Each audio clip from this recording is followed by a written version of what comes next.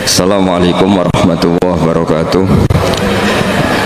Bismillahirrahmanirrahim. Nahmaduka ya ghafuru ya syakuru. Mashalli wa sallim barik ala sayyidina maulana Muhammadin wa ala alihi wa sahbihi asfa'in. Nama ba'du.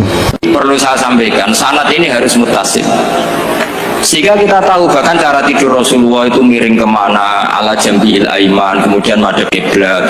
Sebelum tidur beliau wudu, sebelum tidur lagi baca subhanallah 33 kali, alhamdulillah 33 kali, Allahu akbar 33 kali.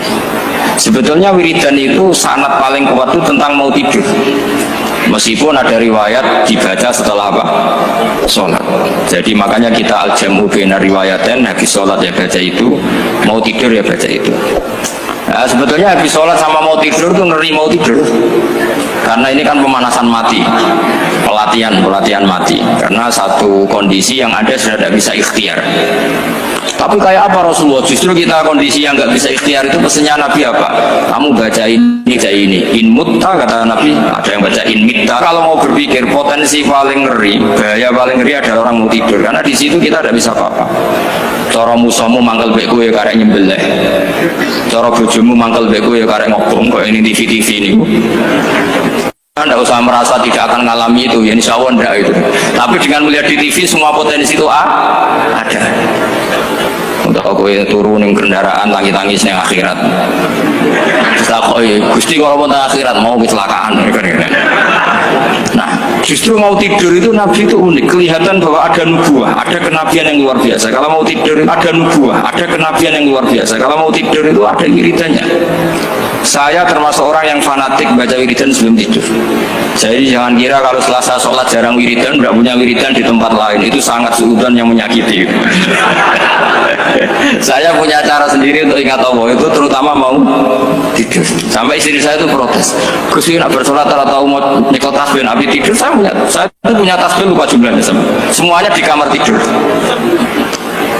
Ini sekaligus ijazah antara pamer kebaikan tidak tahu saya. Pokoknya sudahlah husnudzon saja. Suudzonu iblis.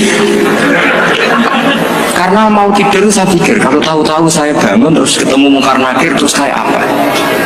Sehingga Rasulullah itu ngajari kita luar biasa. Bismika wa du'tu jambi wa bismika arfa'u. Kalau mau tidur doa populernya apa? Bismika Allahumma ahya bismika amun. Hafalnya gitu dok. Saya hafal banyak. Allahumma rabbas samawati sab'i wa rabbal arsyil azim rabbuna wa rabbu kulli syai' falikal habbi wan nawa. Allahumma antal awalu falaysa qablaka syai' wa antal akhiru falaysa ba'daka syai' wa antal dhahiru falaysa fawqaka syai' wa antal batinu falaysa dunaka. Semua baca sampai tidur. Saking kadang takutnya sama Allah, akhirnya nggak bisa tidur. Kadang sampai setengah 4 apa terus tidur baru setengah jam terus subuh. Jadi kalau melihat tren itu kayaknya saya bakat wali itu kalau trennya seperti itu terus. Tapi sayangnya tren seperti itu jarang. Makanya terus tidak jadi wali-wali gitu. Tapi saya ingatkan ke jenengan, sanad-sanad seperti ini tuh yang mungkin Anda lupa. Anda hanya ingat sanad misalnya ya Mu'ad inni uhibbuka faqul dubura kulli sholatin atau fala tad'anna dubura kulli sholatin Allahumma inni ala dzikrika wa syukrika. Kamu lupa bahwa saat paling krusial dalam hidup Anda itu tidur. Sehingga disebut wa min ayatihi manamukum bil-laili wan. Itu dari segi krusial gawat darurat, setiap saat Anda bisa mati. Belum urgensinya tidur untuk melawan maksiat. Itu kalau kamu hidup di kota Demak atau kota Semarang, bener kepikiran niklap atau wong ayu-ayu seneng terminal ning ngene dalan-dalan, satu-satunya cara itu hanya tidur. Kowe nak melek tetep jelalatan tak jamin. Masuk kene ngarep masjid Demak nggo tasbih gede-gede. Pangeran bedelok wong liwat tuh eling lur. Barokahnya usul fikih adalah kita belajar dulu. Saya pernah musyawarah sama Gus Yofur tentang usul fikih. Usul fikih itu ada makalah mubah itu tidak ada. Sebagian ulama berpendapat mubah itu tidak ada. Karena setiap mubah saat itu Anda pasti meninggalkan keharaman. Izma min mubahin illa wa yatahaqqaqu bihi tarku haramimma. Tidak ada kemubahan kecuali saat itu kamu meninggalkan keharaman. Anda tidur, jadi Anda taroktal maksiat. Anda tidur berarti Anda meninggalkan maksiat. Enggak nyolong, enggak dugem, enggak zina, enggak maling, enggak ngerasani orang. Jadi tidur anggap saja ya Rob, ya Allah saya mau tidur. Tidur itu ibaratun antarkil ma'asi. Jadi malaikat roketnya kandani iki ras sekedar turu. Ya aku kudu ngerti iki apa ninggal siap. Hitung mulai saiki. Bismika Allahumma ya bismika. Namun ayo roketnya hitung. Anggap ini kiat meninggalkan maksiat. Terus turun 6 jam berarti tidak maksiat 6 jam. Meskipun akhirnya maksiat karena bangun jam 7. Artinya maksiat subuh gitu. Tapi betapa krusialnya ulama. Ulama lah yang mengajarkan kita tidur itu rohatan lil abdan, untuk istirahat. Kita pulih lagi, bisa kerja lagi. Pak Bupati bisa ngantor lagi, Pak Kapolsek, Kapolres bisa ngantor lagi. Semuanya aktivitas tentara bisa ngantor lagi. Memulihkan kekuatan itu ibadah. Meninggalkan maksiat karena tidur juga ibadah. Tidur saja ibadah. Ini barokatnya umatnya Rasulullah Shallallahu Alaihi Wasallam. Senyaman itu. Coba kalau kamu jadi umatnya Nabi lain, wah itu beratnya bukan main. Dan itu sesuatu yang dimintakan Allah, dimintakan Rasulullah kepada Allah, yaitu Rabbana wa la tuhammilna ma la taqata lana bih. Termasuk la tahmil alaina isron kama hamaltahu alal ladzina min qablina. Jangan bebankan ke umat kami sesuatu yang seperti engkau bebankan pada umat dulu. Umat dulu itu kalau mau tobat, kayak umatnya Nabi Musa pernah nyembah anak sapi, itu yang pernah nyembah tobatnya dibunuh. Liyaqtulal bari minkum al mujrima, yang terbebas dari menyembah anak sapi disuruh bunuh yang pernah menyembah anak sapi. Fatubu ila bariikum faqtulu anfusakum. Mau beratnya kayak apa? Kalau orang sekarang tobat cukup soal Pak Rosid salami tempel 100.000, dipandu caranya tobat di hari istighfar. Nomor itu penting, nomor loro seneng kiai, seneng aku maksudnya kalimatnya jelas. Itu pokoknya jelas, gak usah dibunuh, gak usah apa, gak usah apa, dibunuh. Sehingga tidurnya umatnya Rasulullah itu luar biasa, terutama tidurnya orang puasa. Tidurnya tasbih, tidurnya ulama juga tasbih. Karena dengan tidur itu kita tahu alamat kematian. Dimana kita masih di dunia saja punya kondisi di mana kita tidak bisa menentukan diri kita sendiri. Dan itu awal dari kita mengimani la haula wala quwata illa billah. Sebagai koyok ngono ternyata ada kondisi di mana kita tidak bisa mengendalikan diri kita sendiri. Makanya disebut wa min ayatihi manamukum billaili wan nahar. Yang bisa menganalisis itu siapa? Ya ulama. Ulama kok tahu karena punya sanad musalsal ila Rasulillah sallallahu alaihi wasallam. Sehingga uniknya kenapa tidur itu sakral? Coba semua nabi di antara wahyunya itu lewat apa? Semua nabi di antara wahyunya lewat apa? Tidur, lewat mimpi. Inni ara fil manami anni atfahuka fanzur madza. Maka mimpi ini harus dikelola secara baik. Yaitu kalau kamu mau tidur, wudu dulu, baca tasbih, terus tinggalkan semua dunia, anggap saja ini pemanasan kematian. Itu insya Allah mimpinya sip pokoknya. Paling dikejar-kejar dajjal kecemplung kali, insya Allah. Tapi kalau kamu tidur gak wudu, raiso turu terus raiso turu mangan seku, raiso turu terus raiso turu mangan seku, warak bin iso turu. Insya Allah dikejar dajjal kecekel. Akhirnya melindur gak karu-karuan karena tadi. Nah, sanad seperti itu yang punya siapa? Hanya ulama. Ada lagi satu contoh, ini sudah hampir 20 menit itu saya pernah ngaji Durarul Kalami Syafi'i, mutiara-mutiara ngendikan Imam Syafi'i. Itu ulama itu mesti ngendikan itu unik.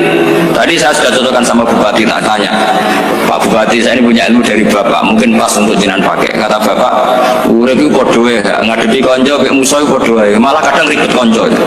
Dulu saya itu iskal itu janggal. Tapi setelah ngaji Durarul Kalami Syafi'i yang ada di Muqaddimah kitab Majmu', Muqaddimah Syarhul Mu'adzab Imam Nawawi, Imam Syafi'i ngendikan gini, man ahsana ilaika faqad qayyadaka. Wong apiki kowe nyancang kowe. Pak Ros itu apian bae kok. Kene sareng sowan mampir gayane apian, jebule nyancang. Awas nek tekoni iki Mas. Itu faqad qayyadaka, nyancang kowe. Tapi waman asaa ilaika faqad atlaqaka. Wong sing eleki kowe iku penak bebasno kowe. Kowe tau diutangi wong kancamu ta musuhmu. Sing biasa utang kowe lho. Kanca. Kowe numpak mobil ketemu musuh enak ra usah nawani, nek ketemu kanca monggo bareng.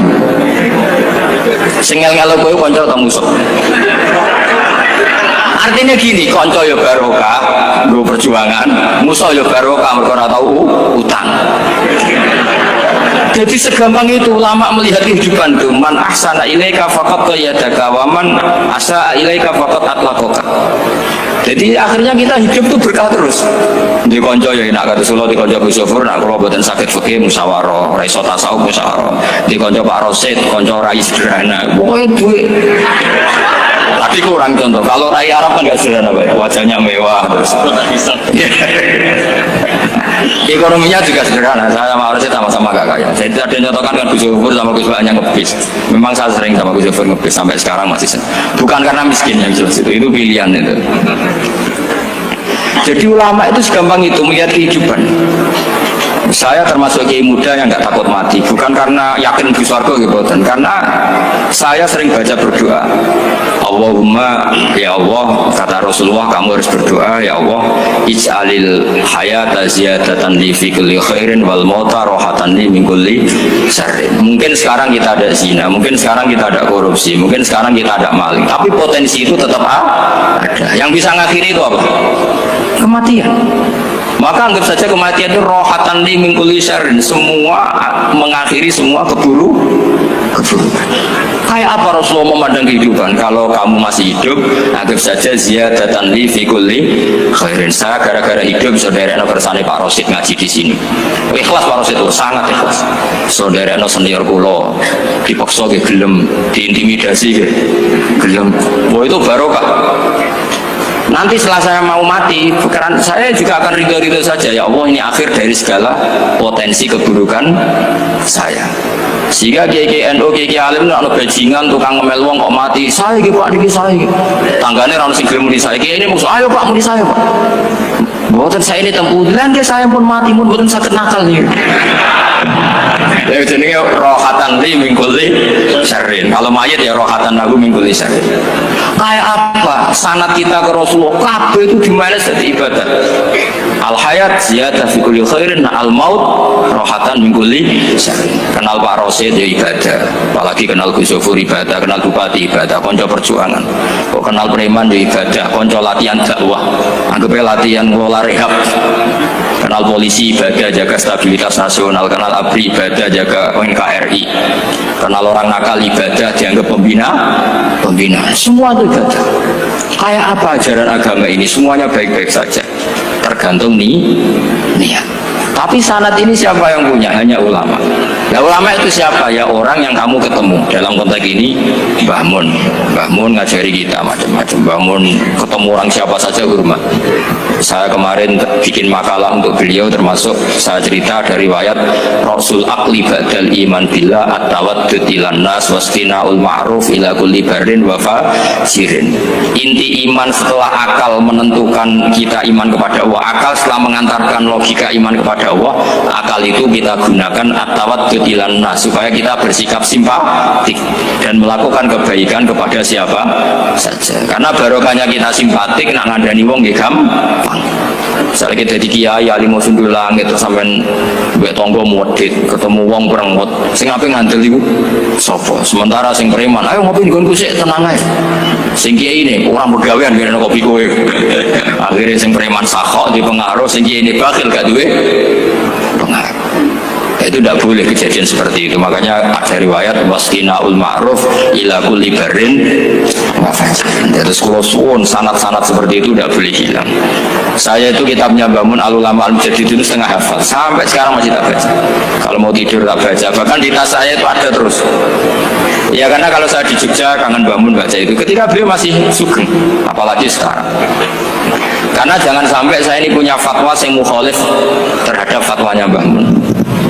Ini terutama warning sama santri sarang, nggak boleh. Terakhir itu Mbah Mun punya kecenderungan, punya pikiran kayak Yusuf Qaradawi, ya potensi wajibnya zakat khodrowat fawakih. Ngendikan gini, sama sih ingat ketika ngaji sama Gus Sofur Pak Rosid kalau Mbah Mun guyon, wong desa iku wis melarat gegere nganti koyo akeh wae. Mbah Mun nyontokno gegere macul nganti koyo akeh gara-gara sing ditandur pari wajib zakat. Wong Sulawesi nandure kakao cengkeh, zaman iku cengkeh joyo.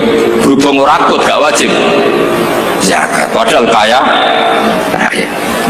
Jadi fenomena itu sering diutarakan beliau.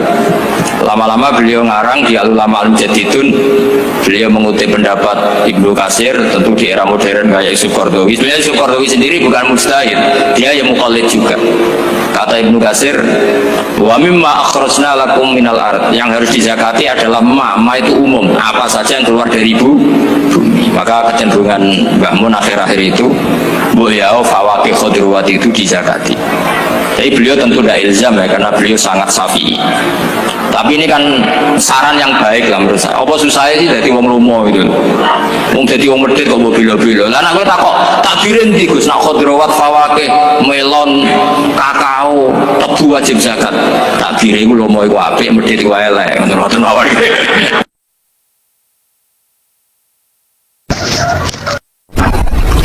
Ada nikmat batinah, yaitu kepuasan mendapatkan ma'rifatullah. Yaitu ulang lagi, kepuasan mendapatkan apa? Ma'rifatullah. Itu nikmat batin, baik yang terkait Allah maupun terkait logika-logika tasawuf. Terkait Allah misalnya gini, misalnya pulau mikirnya, pulau bolak-balik matur niki berkali-kali di tempat ngaji ini, kimki jinan eling, bukan ada masalah ingatan ini, eling tenan. Wong nak soleh, ya soleh, cek soleh mulai cilik, cek soleh dadakan berhusnul khotimah, pokoknya apa? Soleh. Niku nak mati, niku bumi ku nangis. Nangisnya bumi ku kekurangan, utawi kalong wong sing sujud ning ndekne. Ya Allah Gusti, biasanya wonten tiyang niku sujud teng nggen kula. Dia berperilaku baik tenggen kulo, saat ini tiang niku pun jenengan ambil, nangis bumi. Saat ini sing urip arek bedua damel narkoba, damel ngefly, damel macam-macam lah. Itu nangis bumi. Langit semeneng Gusti matur nuwun Gusti, orang itu saya tunggu lama, sekarang sudah engkau angkat ke tempat kami. Maksudnya diangkat teng langit. Sing bumi nangis, sing langit napa? Seneng. Nah kemudian kita berpikir begini, bumi kok iso nangis piye? Nah itu terserah sampai apa termasuk ulama zahir, apa termasuk ulama batin. Kalau ulama zahir mengatakan bumi nangis itu mau kinayatun anil husni, pokoknya pantasnya bumi itu susah, wong kelangan putra terbaiknya. Tapi nak cara ulama-ulama hakikat yang mengenali sekali betapa kudrohnya Allah, betapa kudrohnya Allah itu tidak terbatas, itu yang meyakini bumi nangis itu nangis tenan. Misalnya ngaten kula tak terangno malih ya. Kowe bayangno dadi Nabi Adam, ngrungokno kowe. Kowe bayangno dadi Nabi Adam. Nabi Adam tenan maksudnya. Terus Nabi Adam orang pertama dia tahu betul kalau dia dicipta dari bumi. Dan dia pula tahu betul, beliau tahu kalau dia bisa ngomong, bisa mikir, bisa macam-macam. Terus indukannya beliau itu bumi. Mesti pikiran Nabi Adam, jangan-jangan bumi ini juga bisa berpikir kayak saya. Ini kan materi saya, karena saya dari bumi ini bisa ngomong, bisa melihat macam-macam. Terus bedanya apa menurut sobat napa? Mau jadi Nabi napa? Adam. Orang yang dekat sekali, qoribu ahdin, dekat sekali dengan kesaksian kudroh Allah. Gini ku dekne roh nak materi ini ke bumi, dan dia orang pertama yang urung lali kamu nih. Tapi ketika sudah ribuan orang, mungkin jutaan orang, lali, seakan-akan bumi itu tidak jenis dari kita. Bumi adalah hal yang berbeda dengan kita. Kita manusia berakal, bumi itu benda mati. Terus gue katut wong goblok-goblok, bumi itu benda mati. Sajane ya rada kriminal wong Islam muni bumi itu benda mati. Enggak bisa berpikir hanya manusia. Itu kengawuran-kengawuran yang kita ciptakan sendiri, kita wariskan turun-temurun. Umpama kowe iku dadi ulama, ngomong ngono iku isin. Bumi kok nyekseni kowe sujud, banyu nyekseni mbok pangan, mbok ombe kanggo sujud. Semua itu bersaksi tentang kita. Karena sama tanglet kula, cara melogika gimana? Begini, tak wari cara gampang-gampangan nggih. Tak warai tauhid sing kasyaf. Tauhid ini yang dawuh Sayyidina Ali lau kusifal khoto'u mastatu yakinan. Umpama somben tutup-tutup iku dibuka, akulah imanku ora tambah mbek pangeran. Karena tren dunia dan akhirat sama. Zaman ning dunia ya Allah ala kulli saing godin, kok zaman ning akhirat ya Allah ala kulli saing. Cara Sayyidina Ali, somben aku matilah imanku ora tambah meskipun aku ora swarga neraka. Lah kena napa? Darah padha wae ning dunia ya pertunjukan kudratullah, ning akhirat ya pertunjukan kudratullah. Jadi pikirannya Sayyidina Ali seperti itu. Saya kan lahir misalnya tahun 1970. Berarti mulai Nabi Adam itu saya kan nggak ada. Ngerti-ngerti ada. Saya mengira waktu zaman tidak ada itu panjang apa cepet? Cepet, karena kita tidak melalui itu. Ujuk-ujuk. Wujud. Kadang aku mati ya wedi kan. Mau mati jebule kiamat 1 juta tahun kasih wopo nang kuburan. Maksud di Khalillah itu. Makanya aku ya ora roh, tak tinggal turu sakmono kan yo nglilir. Nglilir terus nanti. Apa mlaku-mlaku nang donya, kok piye kok. Nak turu ya kok ngani ngoyo turu kok. Ribuan tahun lintas. Terus ya apa jajal? Sampeyan tak takoki, misale sampeyan ning kuburan niku apa? Apa ngadepi muka nakal tukaran terus itu keselen tukaran kok nopo ratusan ribu mungkin. Nah terus kita dilatih. Kata Sidina Ali gampang, latihan seperti kata Sidina Ali mau gampang jadi wong alim. Pada akhirnya kita ini aku zaman urip yo ora roh karepe, ngerti-ngerti urip, mati yo ora roh karepe. Pas mati sebenarnya betangin yo ora roh karepe. Pokoke wa mata sauna illa ya syawah. Makanya masyhur dia ketemu orang ateis. Dia orang ateis itu anti Tuhan, anti Tuhan pokoknya. Dia ditanya, lalu kamu hidup itu karena siapa? Ya gak tahu hidup. Lalu kamu mati yang menentukan siapa? Ya gak tahu, kalau tahu mati. Ya berarti Anda gak bisa menentukan diri kamu sendiri. Akhirnya dia taslim, ya ada yang menentukan lah, ya ada yang menentukan. Itu dalam Islam disebut apa? Allah, disebut kalimatu haqqin alaiha nahya wa alaiha namut. Jadi kalau maknanya itu kalimat yang benar-benar nyata, yang karena kalimat itu pula kita mendapat kehidupan, yang karena kalimat itu pula kita mati, yang karena kalimat itu pula kita akan bangkit lagi. Itu yang makna hakikat. Tapi kalau makna syariat nggak begitu. Kalau makna syariat begini, dan ini benar juga. Mengenai kuen ada di ulama, ciri utama ulama itu jamiul bayan. Dia kalau menjelaskan itu indah sekali dan orang pasti taslim. Sama saya tak warai tenan. Sama kan biasa wiridan la ilaha illallah kan biasa, mulai mimpin tahlil sampai kepeksa mergo do tahlil melok, sampai sing darani bid'ah akhirnya ya melok tanggane napa? Tahlil sesuai wae. Kata Ibnu Qayyim Al-Jauziyah dalam kitab Zadul Ma'ad. Kitab Zadul Ma'ad itu kitab kesayangannya Sayyid Abdul Al-Haddad. Sayyid Abdul Al-Haddad itu pengarang kitab Zadul Ma'ad. Padahal kitab ini dikarang oleh muridnya Ibnu Taimiyah. Abdul Al-Haddad itu gak seneng Ibnu Taimiyah tapi seneng muridnya. Jadi di sini ulama ya demokratis. Gak seneng gurunya tapi seneng. Saja nih Ibnu Taimiyah itu orang baik. Ya ulama top ya baik, ya waras top. Saya ngerti-ngerti Wahabi itu identik dengan Ibnu Taimiyah. Akhirnya ulama ahli sunnah penyebut itu terus isin. Mana kiai-kiai ranu sendalil kalau Ibnu Taimiyah mereka dicap Wahabi. Padahal Ibnu Taimiyah orang alim. Di kitab-kitab kita termasuk Syekh Muhammad Piyambak nanya Ibnu Taimiyah kalau Syekhul Islam, kalau tapi kan ini sudah milik Wahabi sehingga kita ini terus akhirnya gak gelem nyebut. Jadi kitab koyo dalil fastabiqul khairat iki apa par iki dadi dalil yo dhewe-dhewe. Wah parah tenan wong-wong. Dulu saya melihat orang enggak kunut itu ya biasa. Mergo saya sebagai wong alim ngerti iku mazhab Abu Hanifah. Saiki nek ra kunut Muhammadiyah. Kita ini sebetulnya ahli ilmi enggak tahu kunut itu mazhabnya siapa kita. Itu mazhabnya Abu Hanifah, yang kunut mazhab Syafi'i. Tapi tahu-tahu iki mazhab NU, iki mazhab Muhammad. Mana ada orang-orang ini bisa punya mazhab? Ngalime sepiro nganti dadi no? Mazhab. Tapi sudah dibahas, harus jadi apa? Sewajo gak bisa nih. Mas repot-repot. Tak warai ini. Sampai ben ngafat nolai lalu aku keren nih, keren tenan bener keren. Nanti kan Ibnu Qayyim Al-Jauziyah itu gini. Min asliha khuliqatil jannah wa min asliha khuliqatin nar. Terus wa min asliha khuliqatid dunya wa min asliha bu'isatir rasul wa min asliha qatala rasul. Terus sampai sekarang saya kira bedai, surga itu kan digawe kelas VIP mewah. Terus dari rugen ini dari dulu kan, nak ini sebetulnya. Kira pitung pulau, wahyu kafe kan, orang orang yang keriting, wahyu kafe, terus gak tahu delok wong liya. Kadang bojo kita wis elek cek delok. Oh ya, bidadari sifatnya maksuratun fil khiyam, jadi gak tahu keluyuran ning ndi. Wahyu kafe. Wah. Surga yang semewah itu selek itu ya bagi mereka sing lafadzno atau yang menerima la ilaha illallah. neraka sekarang dibikin dalam itu.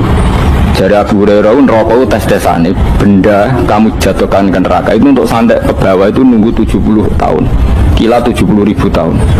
Jadi nak hati yang membuat ceplok neraka itu ceplok itu ngenteni 70 tahun. Betapa dalamnya ngenteni bego biro yang bayang misalnya. Oh itu kontrak mana saja tidak sanggup itu disuruh ngeduk ke dalaman neraka. Iku ya mau kanggo wong sing menolak la ilaha illallah. Jadi kalimat ini luar biasa. Swarga digawe bagi yang nerima, neraka digawe ya untuk yang menolak. Ini kalimat sing nak tahlilan turu itu lho. Iku kalimat sing alasan Allah gawe swarga. Terus kalimat sing suwe-suwe sing lafadzno darani bid'ah itu.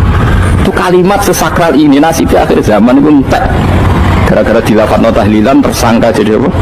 Bid'ah. Dulu kalimat yang dipuja-puja penyebab surga dan neraka. Saiki kalimat itu tersangka. Mau perkara napa? Bid'ah. Wis aja melok-melok kowe debat ya ora iso makili aku sebarno ya iso. Kok kowe terusno dalan tok. Dah. Berarti la ilaha illallah itu kalimat yang surga dibikin karena itu, neraka dibikin ya karena itu.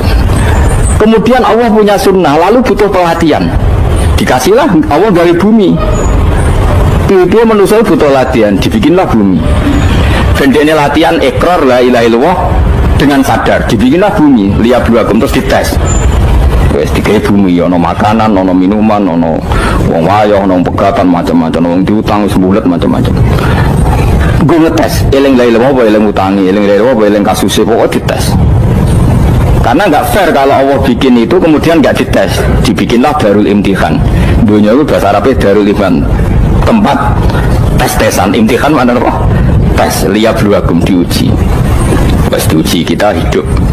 Artinya kita dihidupkannya pun oleh Allah demi tes-tesan. La ilaha itu disebut kalimatul haqqin alaiha. Nah ya sebenarnya kita hidup pun ini untuk dites. Pada akhirnya la ilaha illallah apa enggak? Paham ya? Terus dites. Allah itu juga secara hukum itu kan nggak fair, dites kok nggak punya pemandu, dibikinlah rusul, diutuslah para rusul untuk pemandu. Tes itu kan butuh seru, mak pemandu tok ora ono musuhe kan gak seru, dibikinlah setan. Saat ini sebagian kita sudah setan tapi ini ben seru. Lho ndak setan kan minal jinnati wan nas, rumangsamu setan usopo. Baik setan minal jinnati wan nas. Jadi kena muni auzubillahi minasyaitonir rajim, terjemahnya berlindung Allah dari saya sendiri. Allah itu. Lalu itu kalau lama dulu biasa naudzubillah min syururi anfusina wa min sayyiati amalina. Sebenarnya kita berlindung hanya dari setan yang jauh, iblis pun enggak. Ya setan diri kamu sendiri, min syururi anfusina, dari kejelekan diri kita. Ngomongnya berwujud, soalnya setan tuh makhluk gaib sing piye. Tapi aku sopo. Nganti kowe maksiat terus kok akrab klop, roh mbek setan klop. Mulai terus maksiat. Udah. Allah ngutus pemandu yang ngecul setan dan fair. Kenapa? Fair. Jadi semua darul ibtila ini juga demi kalimat. Nah, makanya disebut kalimatul haqqin sing alaiha nahya. Kita hidup ya demi mendapatkan kalimat itu. Kita mati nanti ya demi kalimat itu, artinya mati ke neraka ya karena kalimat itu kita menolak atau mengabaikan. Masuk surga ya karena kalimat itu kita hormat, kita benar dalam memperlakukan kalimat itu. Berarti alaiha nahya wa alaiha nam. Terus wa alaiha nub'as karuan, kalau kamu termasuk minal aminin ya nub'as minas solihin, kalau minal kafirin ya nub'as minal zalimin. Tapi semua desain dunia ini hanya demi kalimat la ilaha illallah Muhammadur Rasulullah. Nah ini kan penting. Bagaimana mungkin kemudian kalimat sesakral ini, sehebat ini, kemudian ada orang tahlil kamu tidur. Kok iso kula jangga kok iso wong turu. Misalnya kayak mangkel, kalau mangkel sing mimpin guys, suwira berber. Bagaimana mungkin kalimat yang menyelamatkan Anda kemudian Anda anggap problem? Elek gak? Apalagi kamu anggap ini bid'ah. Nak cara kula oke lah, ndongakno mayit itu gak ono tuntunan Nabi. Tahlilan gak ono tuntunan. Tapi wis muni tok kono tok. Artinya menduk kono tok ora usah nyerang kalimah, enak kalimah tetap kalimah. Soal kowe ora seneng sing tahlil, kok tiga profesi lah iku wonge wae gedhinge jogeman. Ya saya misalnya, saya kadang nggak cocok sama mubalek karena kadang profesi. Tapi saya tidak pernah anti pengajian bagaimana itu membawa syiar Islam. Tapi kalau mubalek kadang orang seneng, kadang takut untuk epiro. Bareng sangoni sidik, gak sumpah be transportasi ini. Lah ngono kok mbok senengi ku piye? Tapi kita terus gedeng keliru ku sing gawa syiar Islam. Mana ada pengajian didengar orang banyak tanpa mubalek? Gak iso. Ini iso melepukno barang-barang ra penting jadi penting iso. Lah cara guruku teng Karang yang apa melepuk kanggo panggung barang perkara. Tapi kadang ya benar. Yang namanya modern mubalek kiai itu bisa benar bisa salah, tapi kamu nggak boleh gedeng kalimatnya. Pilih kalimat itu kalimat hak. Ini penting kalau utarakan. Sehingga zaman Nabi Sugeng ini rungokno tenan ngaji kula. Zaman Nabi Sugeng ada sahabat namanya tuh Usamah bin Zaid. Ini sahabat kesayangannya Nabi, hibbu Rasulillah. Usama itu diutus Nabi perang. Ini dengerin ya, diutus perang. Pas perang itu si kafir tadi menggal temannya. Ada yang tangannya putus, kakinya putus. Wah, seorang kafir ini sudah luar biasa. Bacok sana, bacok sini.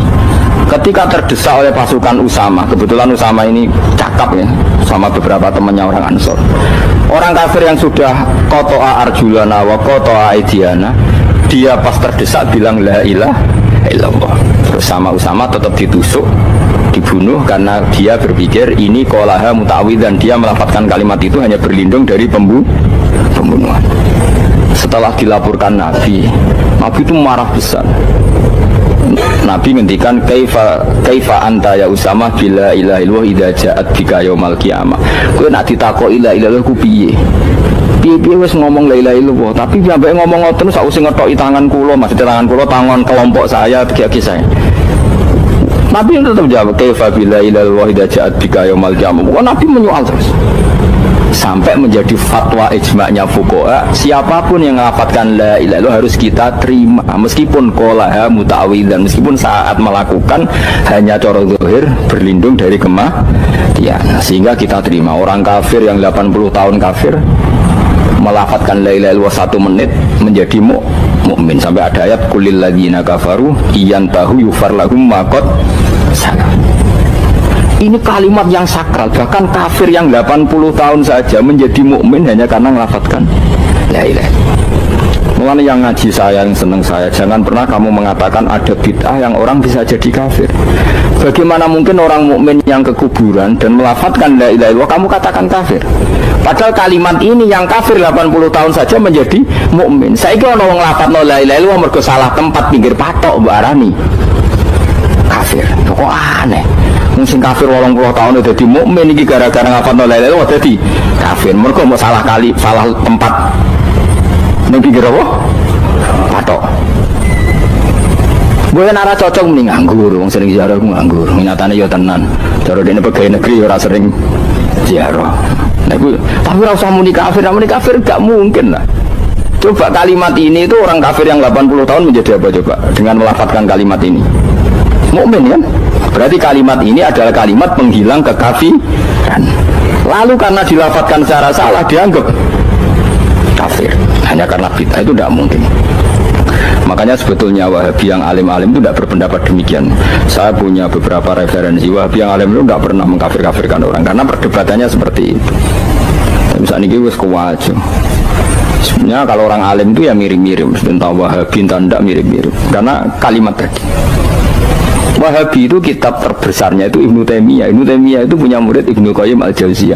Sampai sekarang saya lihat di fatwanya Ibnu Taimiyah itu begitu hormat sama orang-orang kita ini sama. Tapi tahu-tahu lewat penyaduran sana sini terus menjadi kacau. Jadi kalau balik ini ya, sampai nak kepengen dua nikmat batinah seperti tadi yang saya utarakan. Swarga dicipta sedemikian mewah ya demi yang menerima la ilaha illallah. Terus neraka dibikin se ekstrim itu juga bagi yang nolak. Kemudian dibikin daru pelatihan yaitu dunia ya karena kalimat, berarti kalimat itu luar biasa. Wa biha qamatis samawati wal ardu. Kalimat ini pulang menjadikan langit bumi berdiri. Lalu sekarang kita bisa ngomong, bisa berpikir, bisa ngadekno BPKB macam-macam. Itu karena kita sendiri apa karena kudratullah? Saya tanya. Karena kudratullah. Kalau karena kudratullah, apa susahnya Allah bikin kemampuan tanah ini nangis, tanah ini susah? Wong podo-podo kowe iso nangis iso mikir ya mergo kudratullah ndak karena kamu. Harusnya ya sama, bumi-bumi ini bisa menangis juga karena kudratullah. Makanya bumi ini menangis ketika enggak ada orang yang sujud. Iku ya mungkin. Wong zaman kowe iso nangis ya krana kudratullah, mestine bumi yang kamu katakan benda mati, hakikatnya dengan kudratullah juga sama dengan kita.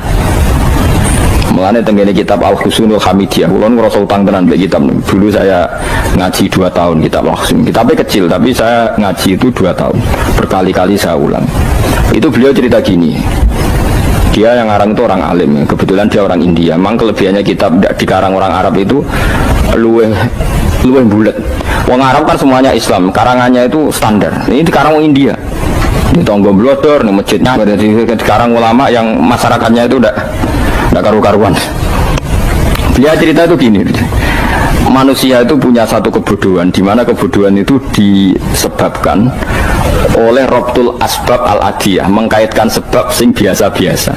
Misalnya gini, sama saya kita omongi, misalnya ada orang bilang gini, batu ini nanti itu menjadi ayam. Orang bilang mukhal apa enggak? Enggak, jawab saja. Mukhal. Kenapa bilang mukhal? Karena dikira enggak bisa kan? Enggak, jawab saja. Jawab satu-satu. Batu ini menjadi ayam. Kamu jawab mukhal. Alasannya apa? Alasannya enggak mungkin terjadi, apa kamu enggak bisa? Sebetulnya karena kamu enggak bisa. Udah. Lau ukhbiro dzakar rajul, andai kan orang itu kamu kasih tahu, kelungsu ini biji asem itu, biji pohon asem itu. Nanti yang kecil ini suatu saat besar. Setelah besar buahnya banyak, tambah besar, tambah besar. Terus orang bilang mungkin. Ketika bilang mungkin itu karena dia bisa apa hanya karena menyaksikan berkali-kali ada kejadian nak kelungsu ditandur, iku iso dadi gede. Coba sama jawab. Karena dia bisa apa karena hanya menyaksikan itu sering terjadi? Hanya misalnya. Artinya zaman dia mengatakan mungkin itu pun tidak memberi kontribusi ikut buat. Iya enggak? Tetap bergantung kudrahnya Allah. Dia hanya bilang mungkin karena sering melihat. Sebenarnya dia enggak sama sekali memberi kontribusi. Lah ya darani mungkin ya ora urun. Paham ya? Lalu kenapa dia kecangkeman terus muni wong wis mati dadi lemah gak mungkin dadi manusa meneh. Lho zaman dadi manusa sing wis ngene iki kok mani dene lara melok gawe. Terus muni mungkin mergo sering terjadi, sering roh, sering bersaksi. Berarti sebenarnya manusia itu pakai ukuran dia mampu tidak mampu apa pakai ukuran bersaksi melihat. Bersaksi. Nah ini kan problem, kita sebagai manusia itu problem. Mengenai disebut wakanal insanu zaluman jauh lah wis goblok aja. Mereka manusia itu nak wis goblok aja. Makanya saya kemarin diminta ngisi di pondok kajen. Kalau sampean berdebat sama orang ateis atau orang komunis itu gampang saja. Dilatih begini seperti teorinya Quran. Ya nanti saya teruskan ini tak ulang lagi ya. Saya ulang lagi ya. Andai kan nggak pernah terjadi telur itu jadi ayam, nggak pernah terjadi sama sekali. Telur itu jadi ayam. Terus kamu mengasih tahu orang tadi, telur ini loh nanti jadi hewan yang hidup terus terbang. Mesti dia bilang muhal, benda mati kok nanti jadi benda hidup yang terbang ngalor ngidul. Berhubung sering terjadi dan dia pun tidak ikut bikin, bilang mungkin. Paham? Saya ulang lagi ya. Berarti dia bilang mungkin karena sering apa? Terjadi dan dia lihat. Andai kan pertama kali nggak ada telur sama sekali yang jadi ayam, terus pengalaman pertama di dunia belum pernah terjadi. Kamu kasih tahu telur ini nanti jadi ayam terus terbang. Orang ini bilang muhal enggak? Muhal. Berhubung sering terjadi bilang enggak? Nah berarti kita nanti bangkit dari kubur gampang saja bagi Allah. Cuma belum pernah terjadi kamu mengatakan muhal. Nah makanya otak kita harus dibenahi. Kalian jogeman percaya yang pernah kita lihat, yang sering kita lihat. Percayalah dengan akal, tapi akal waras deh. Karena waras itu serempet tatanannya wangil. Makanya Islam itu melatih. Qul falillahil hujjatul baligha. Misalnya begini ya, dulu kalau Gerwani atau PKI atau siapa sajalah, itu kalau melatih anak-anak TK, makanya seorang ulama harus punya kecakapan penjelasan ibanatul ahkam. Itu anak-anak kecil dilatih. Anak-anak kamu terpejam, mintalah manisan sama Allah. Ya Allah saya minta manisan, saya minta permen.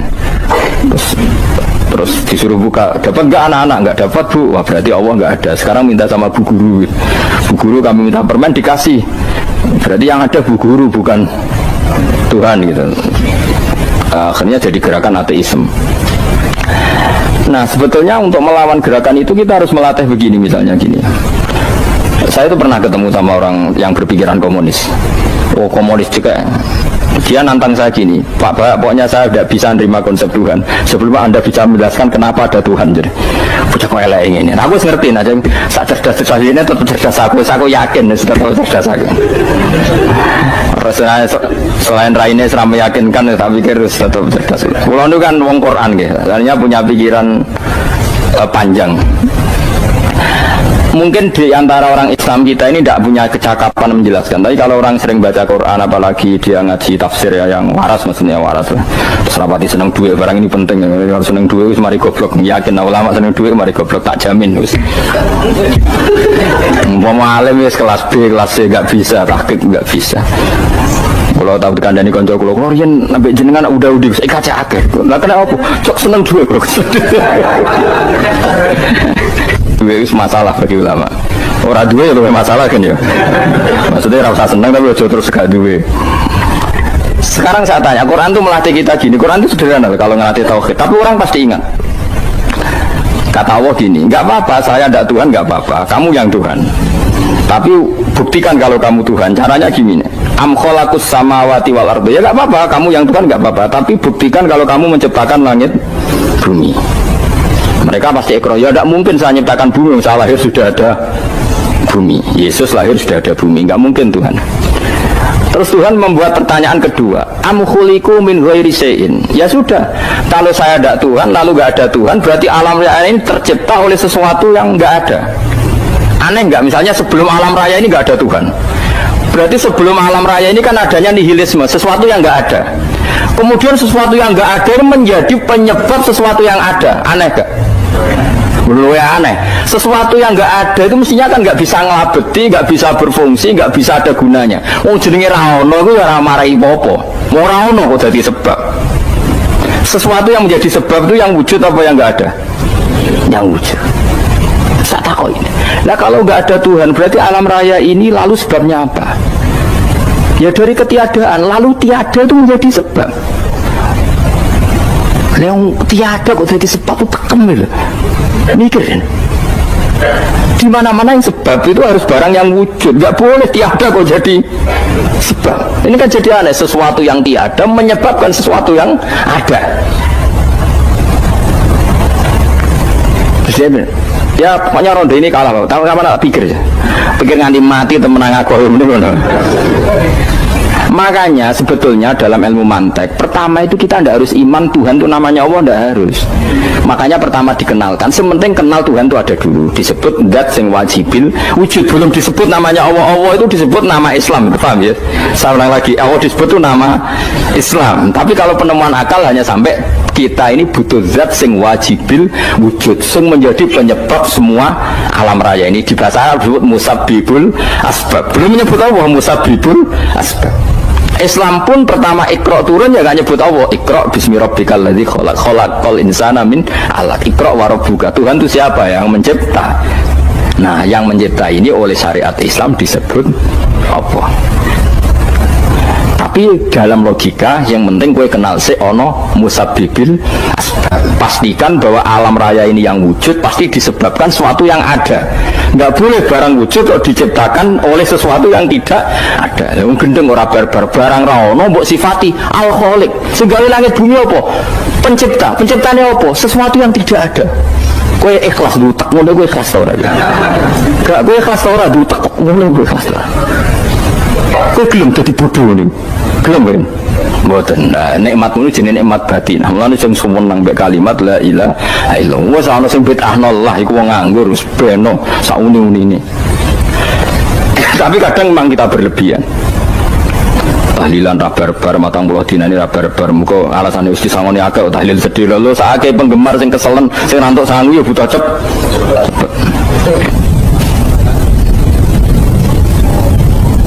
Mulane cara kula niki penting kula utara nggih. Kowe nek ora cocok tahlilan 40 dina wis ngomong ae kira cocok model harinya. Tapi ki aja menolak kalimat la ilaha illallah iku disifati kanjeng Nabi kalimat thayyibah. Wong Nabi wis nyifati thayyibah, kalimat yang suci kok nyifati bid. Soal ora cocok wong sebut. Misalnya kamu bilang saja wong mati wis sangu amale lha apa didongakno barang. Nek yang penan ndonga ora usah ndonga. Wis ora usah biasa wae. Kula lah mbok dongakno ora seneng. Kami yakinkan. Karo dene swarga butuh dongamu ora ono swarga fadhole pangeran apa mbok dongakno barang. Nah, tapi kowe ndonga aku ya seneng. Senenge ya semau lah timbang nyanyi-nyanyi rame-rame sadok ndonga. Nek mandi ora pokoke ndonga. Saya ulang lagi ya. Makanya Quran itu melatih logika sampai seperti itu. Am khalaqus samawati wal ard la yuqinu. Sampai terus diulang-ulang. Am khuliqu min ghairi syai'in. Kalau mereka merasa Tuhan enggak apa-apa, tapi buktikan mereka ini wujud sendiri tanpa sebab. Atau begini, kalau mereka tidak tahu sebab pencipta langit bumi, mereka sendiri suruh yakin kalau mereka adalah penciptanya. Am humul khaliqun, enggak apa-apa. Ya tapi masih Abu Jahal gendeng lah, masih Abu Lahab ngawur lah, nak takoi ya wes pangeran kowe ke sing gawe langit bumi. Penggemarnya saja pasti tertawa. Mosok Abu Lahab darani pencipta langit bumi wong lahir ning bumi. Tapi Quran oleh nggo jawab am khalaqus samawati wal ardo. Apakah mereka menciptakan langit bumi? Bala yakin, mereka pun tidak pernah yakin. Jadi itu pangeran. Makanya di mana-mana orang alim itu suka debat. Karena pangeran sendiri kalau menjelaskan kebenaran seringnya juga nantang debat. Kata Allah, Qul ara'aytum ma tad'una min dunillah aruni madza khalaqu minal ardi am lahum syirkun fis samawat. Enggak apa-apa mereka Tuhan kata Allah, tapi buktikan zaman langit diciptakan mereka memberi kontribusi apa? Apa urun bego, apa urun cagak, apa piye lah pas aku gawe langit iku dekne urun apa jare am lahum syirkun fis samawat. Misale urun apa lah? Urun tol ta urun apa lah. Itu pangeran. Mereka kan pasti menjawab enggak. Terus itu nih di kitab min qabli hada. Kalau kamu nggak percaya Quran sebagai kitab, nggak apa-apa. Tapi buktikan kamu punya kitab tandingan. Nggak, mereka nggak punya juga. Atau gini, nggak usah Quran, nggak sakralan. Au atharatim min ilmin, atau kajian ilmiah yang membuktikan bahwa Yesus itu Tuhan, atau yang membuktikan bahwa berhala itu Tuhan. In kuntum shodiqin, nggak apa-apa kalau kamu benar, buktikan. Nah, itu makanya semua nabi itu punya kecerdasan, karena tadi nabi kadung nantang itu nih di kita min qabli hada au atharatim min ilmin in kuntum shodiqin. Tapi sekarang orang alim soleh itu jarang. Yang ngono ngerung soleh rapati ngalim, nggak sing alim biasanya rapati soleh. Ulun itu masuk rontok-rontok, ya rontok soleh ya rontok, tapi lumayan lah, masih menjaga hujjatullah tadi. Sebab itu ulama dulu mengajarkan Allah itu siapa? Disifati zat sing wajibil wujud. Karena alam ini kadung ada. Kalau alam ini kadung ada, pasti penyebabnya sesuatu yang wujud. Tapi kalau wujudnya mungkin, bahaya. Wong sing gawe wae wujudnya terima mungkin, bisa wujud bisa tidak. Makanya dipermanenkan yang gawe alam ini zat sing wajibil wujud. Sing wujudnya wajib. Wajib itu nggak bisa nggak, pasti wujud. Nah terus kita kenal itu namanya khaliq, itu musabbibil asbab, itu khaliqul asya. Lalu oleh Islam zat yang demikian itu disebut Allah. Terus jadi la ilaha illallah. Nah orang yang bertauhid gini tentu punya kenikmatan batin yang luar biasa. Sehingga saya bayangkan nanti mati yang ngono biasa wae kan. Gusti zaman kula teng donya ora melok ngatur oksigen, ngatur nyawa, ape mati ndak ra ngoten. Mulai jare Sidina Ali, jenengan jenengan nak mati tambah pinter apa biasa? Ya biasa wae. Ning bumi yo ndelok kudrohe Allah, kok ning akhirat ndak ra padha wae ndelok kudrohe Allah. Mulane beliau masyhur guyonan beliau lau kusifal ghata mastatu yaqinan. Sebenarnya aku ra ismu kasafane akhirat imanku yo ora tambah, ya biasa wae, standar-standar wae. Maksudnya kowe ning donya ujung-ujunge paling pokok ya menyaksikan kudratullah, sebenarnya akhirat ujung-ujungnya paling pokok ya delok kudratullah. Ning donya saiki Allah ya matlubi sing kita cari, sebenarnya akhirat ya Allah matlubi. Paham ya? Artinya hukum dunia dan akhirat itu sama. Kita di dunia golek ridhanya Allah, ning akhirat dia golek apa? Ridhanya Allah. Nah soal kecil itu, tapi ning akhirat kan masalah pun rokok masalah, itu utang ditagih yo masalah, kere suwi bro masalah. Ya biasa, jenis makhluk anane masalah. Sekarang oleh di masalah pengiran jadi masalah biasa wae. Terus ini kalau mulai saking penjelasan gitu, Qiyas Ali itu analogi kias ya, analog terus tenggene ilmu-ilmu usul fikih itu ada kias itu kan kias awlawi dari bawah dikiaskan ke yang lebih apa atas. Ada kias setara namanya kias musawah setara.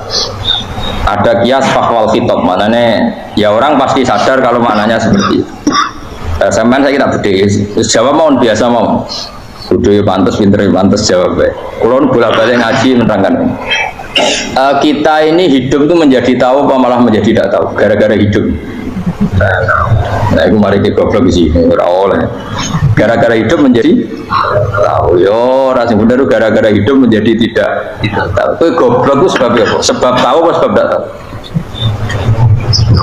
Oh, sekarang polling gak apa-apa ya? 02 sebab tahu. Ini hanya syukuran. Tahu hidup itu menjadi tahu menjadi tidak tahu. Oke mas, 01 ya. Oh, menjadi tahu. Nah, tengah-tengah. Wong loro padha ora jelas ya, cara kowe. Ndak tahu. Berarti menang 0 berarti. Biasa. Tawari ilmu hakikat ya. Jadi awal syaratnya jadi wali. Sebelum jadi wali ku yo angel tapi tak warai mukadimah no. Jadi nak bar iki urung wali cek apa? Mukadimah. Nah, sekarang misalnya gini, saya mau minum teh. Jadi saya melihat teh. Saya minum teh. Karena saya fokus minum teh, terus anak saya main di sekeliling saya, anak saya kecil misalnya. Terus jatuh. Saya ini dianggap bodoh kan? Bodoh kan? Gara-gara mau minum teh fokus saja membiarkan anak jatuh. Yang andai kan saya tidak fokus minum teh, mungkin anak saya terkontrol. Terus ngerti ada cilik kan potensi apa? Begitu juga dunia. Gara-gara kita delok babunan ayu-ayu, delok gemerlapi dunia politik, delok hal-hal yang nggak penting, akhirnya melupakan hal yang penting. Sekarang misalnya Allah itu Ar-Razzaq, pemberi rizki, Allah itu Al-Mudabbir sing ngatur itu. Gara-gara Fauzi terus meyakini satu makhluk apa yang menyelamatkan Indonesia. Ini kan dari iman kepada Allah menjadi iman kepada makhluk. Itu tidak boleh sih, iman ya oleh pangeran. Jadi dunia itu biasa lah ya. Oh, namun itu kalau nonton nopo, cuma ya tetap berorganisasi secara duniawi, tapi tetap bisa menentukan. Ini rumah tenan awas.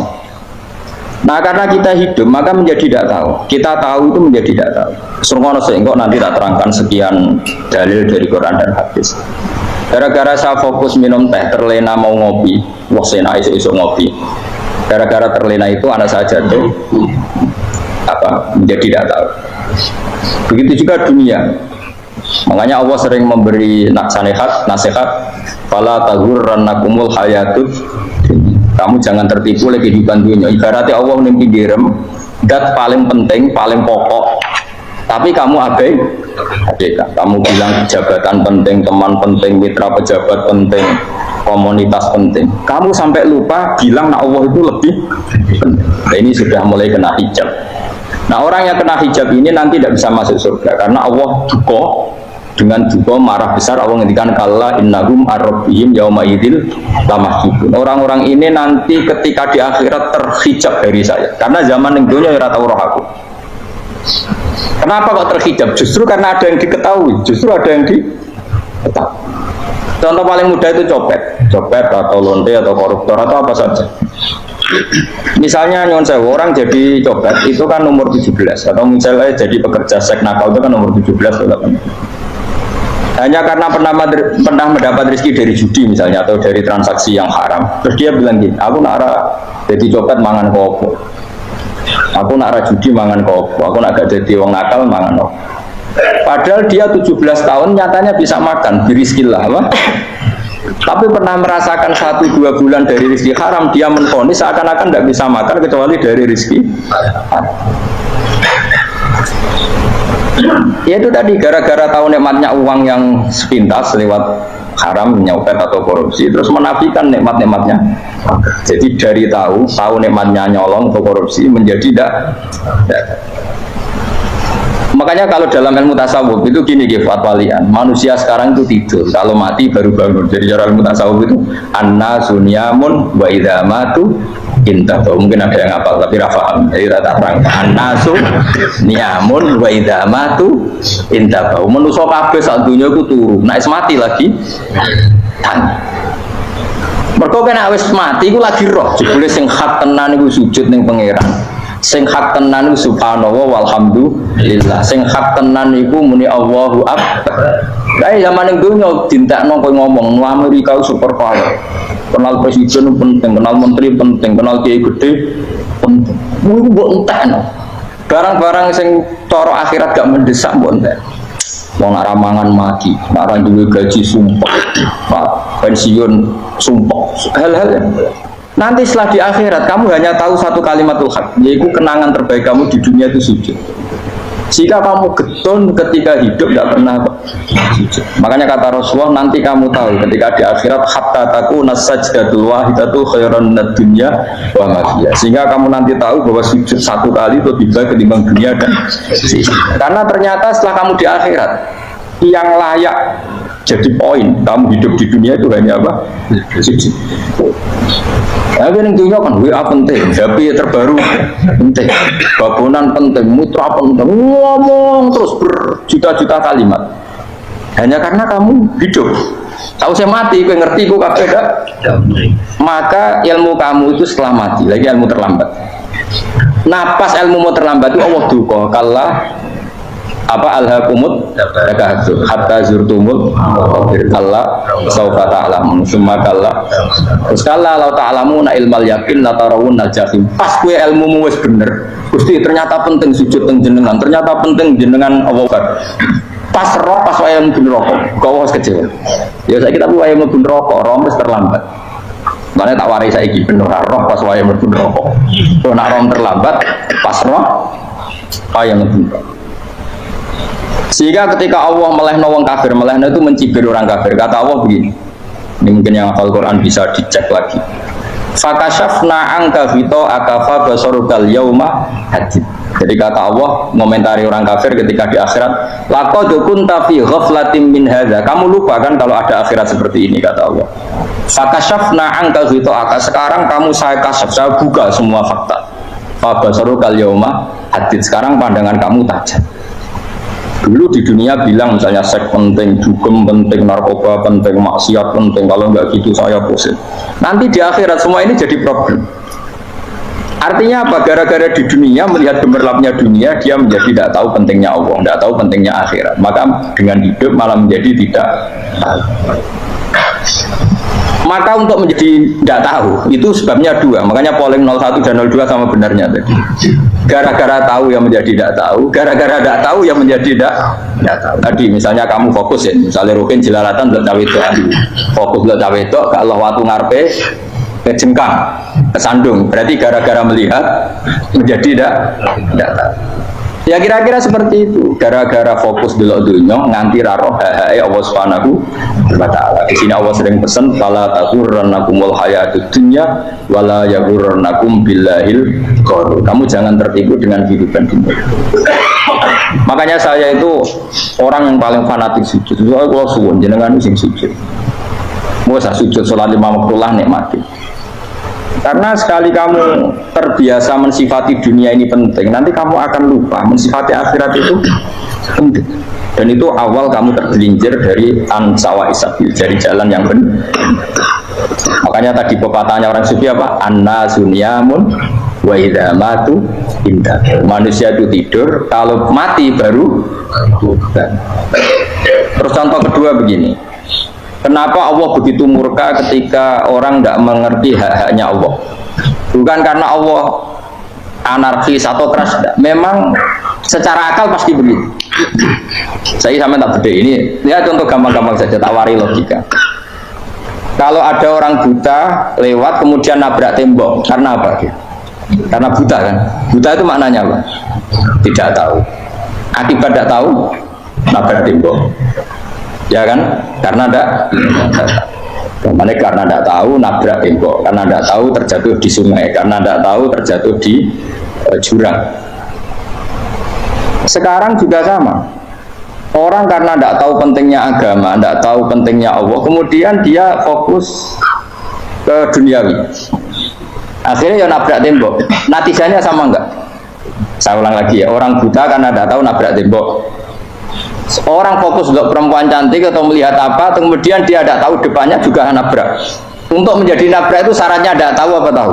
Bisa dua-duanya. Tidak tahu ya sebabnya nabrak, fokus ke yang lain ya bisa.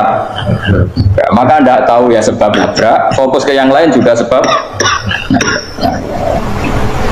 Nah, mata kita, hati kita ini sudah dipenuhi hal-hal yang tidak penting, sehingga kita lupa dari hal yang penting. Kayak tadi kita mau minum kopi saja, fokus sampai meninggalkan anak main sampai Mugi-mugi dapat barokah semua.